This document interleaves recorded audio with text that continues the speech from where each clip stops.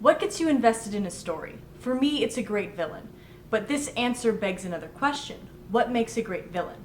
Now, I think it's different for everyone, but generally speaking, I think great villains can be summed up into four broad overlapping types: the classic and complex, the larger than life, the sympathetic semi-innocent, and the friend and foe.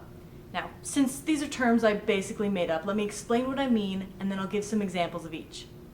The first type of villain is the classic and complex. Villains in this category tend to top every list in terms of longevity, memorability, and fan favoritism. Despite their acts of evil and cruelty, fans love these characters sometimes more than the heroes of the story.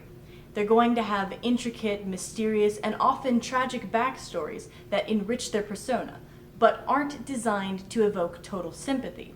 Rather, these miserable layers are used to force empathy with an evil person, thereby increasing an audience's horror at their own emotions. Good examples of this villain include the Joker from DC Comics and pretty much any version of Hannibal Lecter, although my personal favorite is the one from NBC's Hannibal. The next type is the larger than life. Villains in this category are so powerful that they are practically, if not literally, otherworldly. They're going to either have legions of loyal soldiers at their commands, or a few devoted subjects who would fight to their last breath for their commander. And despite their level of direct involvement in a story's plot, they're always the unquestionable leader. This type also tends to have a flair for the dramatic, so before they can even enter into a story, there's going to be a lot of build-up and foreshadowing, and they're going to have some notable calling card. Notable examples of this type of villain include Sauron from Lord of the Rings, Darth Vader from Star Wars, and what I guess I'll call the giant bluish pseudo-alien trio made up of Marvel's Thanos and Apocalypse and DC's Darkseid.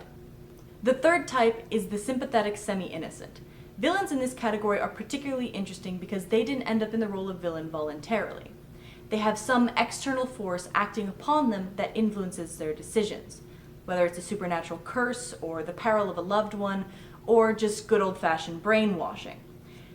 Throughout the story arc, you're supposed to feel varying degrees of sympathy for this character, but unlike the classic and complex, where the empathy felt is supposed to make you feel disgusted by your own emotions, your compassion for this character is used as a plot device to highlight the hero's sense of justice and humanity.